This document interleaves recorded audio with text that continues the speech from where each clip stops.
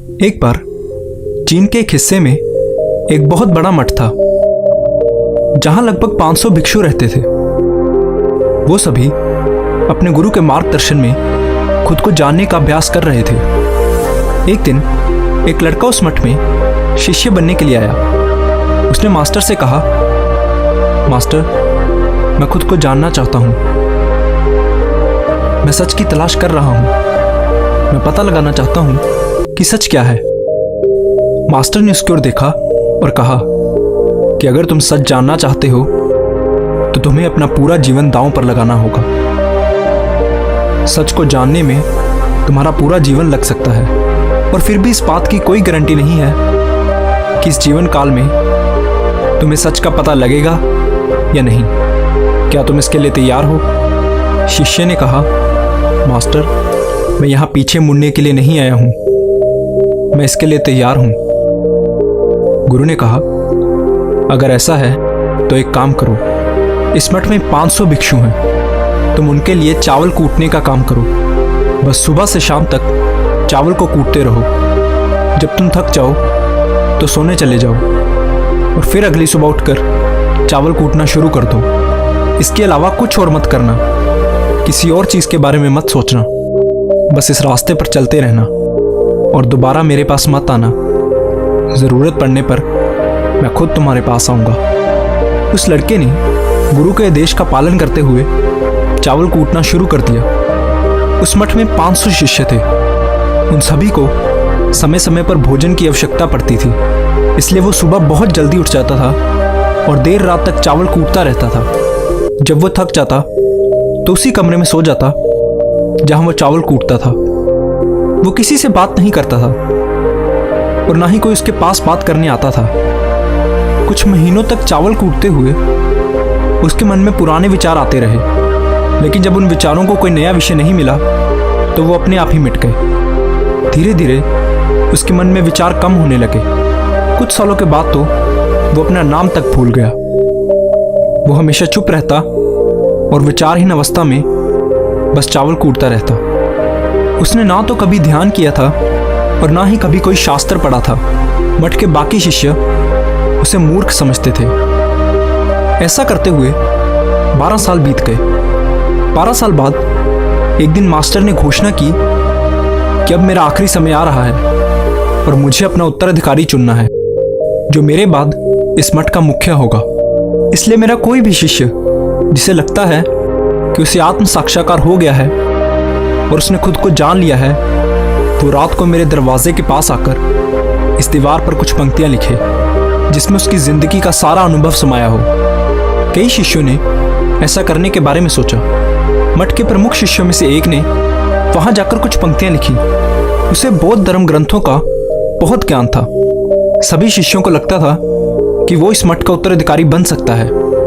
उसने लिखा था कि मन एक दर्पण की तरह है जिस पर विचारों और इच्छाओं की धूल जमा हो जाती है। इस धूल को हटाने के लिए ही ध्यान है। जिसकी धूल हट जाती है और मन का दर्पण साफ हो जाता है, वो मोक्ष को प्राप्त कर लेता है। अगली सुबह जब मास्टर उठे और उन्होंने इन पंक्तियों को देखा तो उन्हें बहुत गुस्सा आया और उन्होंने कहा कि किस बेवकूफ़ ने यह सब कचरा मेरी दीवार पर लिखा है। वो शिष्य जिसने ये लिखा था वो चुप रहा। हालांकि उसने जो पंक्तियां लिखी थी वो ज्ञान से भरी थी, लेकिन ये सब किताबी ज्ञान था। वो शिष्य बहुत चालाक था। उसने पंक्तियां लिखी लेकिन नीचे अपने हस्ताक्षर नहीं किए, क्योंकि वो स्वयं इसके बारे में निश्चित नहीं था कि ये सही है या नहीं। क्योंकि उसे आत्म साक्षात्कार नहीं हुआ था, गुरु ने इन पंक्तियों को पूरी तरह से खारिज कर दिया। ये देखकर सभी हैरान रह गए। ये घटना पूरे मठ में चर्चा का विषय बन गई। इस विषय पर बात करते हुए 2 शिष्य उस शिष्य के पास से गुजरे जो 12 साल पहले यहाँ आया था और दिन रात बस चावल कूटता रहता था। दोनों की चर्चा सुनकर वो धीरे से हंस पड़ा। दोनों शिष्यों ने उससे पूछा कि तुम क्यों हंस रहे हो? उन दोनों की नज़र में ये चावल कूटने वाला बहुत ही तुच्छ भिक्षु था।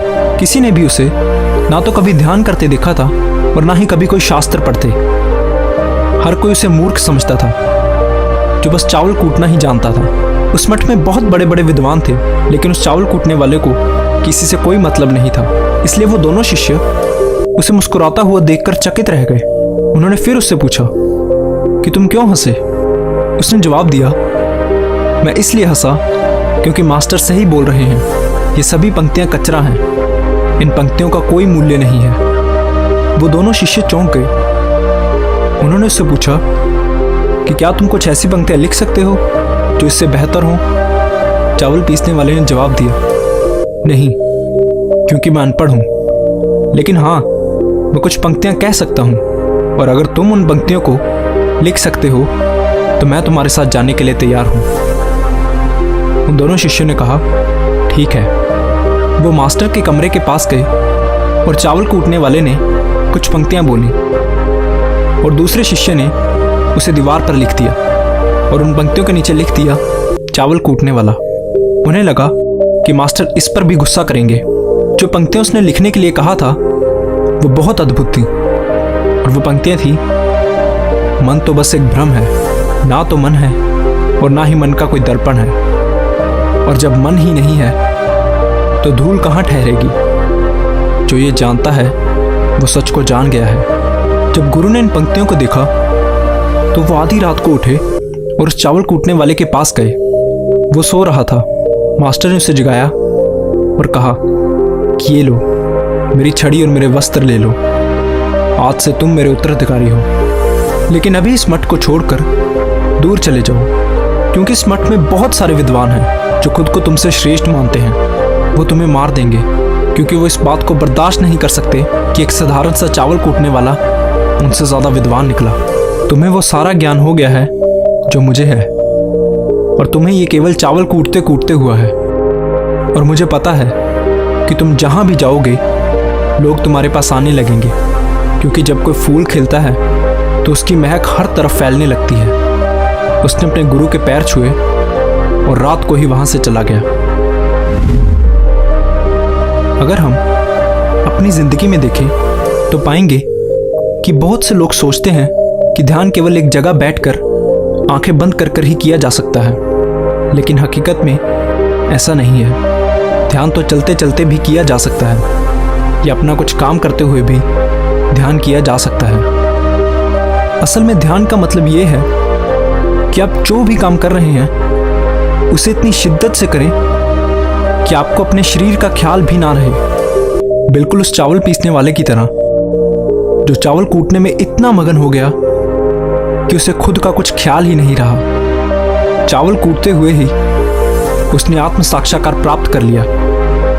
इसी तरह ज़ेन का अर्थ है हर समय वर्तमान में रहना और कुछ नहीं सोचना, क्योंकि मन तब तक ही है जब तक विचार है। जब विचार नहीं रहेंगे तो मन भी गायब हो जाएगा, और जब मन ही नहीं रहेगा तभी केवल तुम अपने आप को अच्छे से जान पाओगे। असल में हमें अपने वास्तविक स्वरूप को जानने के लिए कोई अन्य साधना करने की आवश्यकता नहीं है। हम जो कुछ भी कर रहे हैं बस उसमें हमें पूरी तरह से खो जाने की जरूरत है। अपने काम में इस कदर लीन हो जाओ कि आपका काम ही ध्यान बन जाए। धन्यवाद।